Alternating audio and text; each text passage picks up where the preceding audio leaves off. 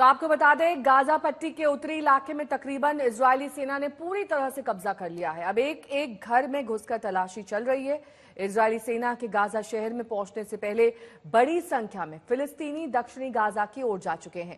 कल एक दिन में 50,000 से ज्यादा फिलिस्तीनी दक्षिणी गाजा में मारे गए हैं। अब अमेरिका को यह डर सता रहा है कि इजरायल कहीं परमानेंट तौर पर गाजा पर नियंत्रण ही ना कर ले, और ये डर इसलिए है क्योंकि गाजा में घुसी इजरायली सेना लगातार आगे बढ़ रही है। तो हमास का खात्मा करने के लिए इजरायल की सेना ने गाजा पट्टी के उस हिस्से पर जाकर कब्जा कर लिया जहां कभी फिलिस्तीन के लोग आजादी से खुलेआम घूमते थे, मगर अब समंदर के वो किनारे इजरायली सेना के संगीनों के साए में पहुंच गए हैं। लेकिन इसी बीच इजरायली सेना का वो एक्शन प्लान सामने आ गया है जिसके तहत गाजा में इजरायल की सेना हमास के खिलाफ एक्शन लेने वाली है। ये गाजा के समंदर का किनारा है, जगह है अल रशीद स्ट्रीट।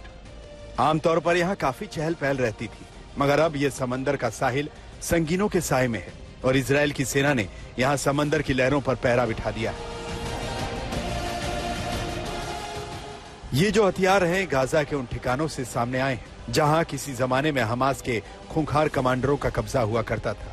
अब वहाँ इजरायल की सेना हावी। इजरायल अभी तक करीब 1500 हैंड ग्रेनेड, 760 आरपीजी, 427 विस्फोटक बेल्ट और 106 रॉकेट इसी इलाके से बरामद कर चुकी है।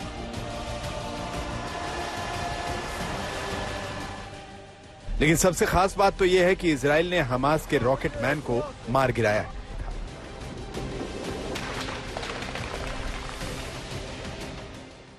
आतंकी मोहसिन अबू जिना को हमास का रॉकेट मैन कहा जाता था। अबू जिना हमास की रॉकेट फैक्ट्री का चीफ था। जिना की देखरेख में ही खतरनाक हथियार और रॉकेट बनाए जाते थे। हमास के 1000 से ज्यादा आतंकी और 20 से ज्यादा बड़े कमांडर ढेर हो चुके हैं। इजरायल ने गाजा में घुसकर हमास के आतंकवादियों और उसके कमांडरों को नहीं मारा, बल्कि हमास की सुरंगों को भी तबाह कर दिया है।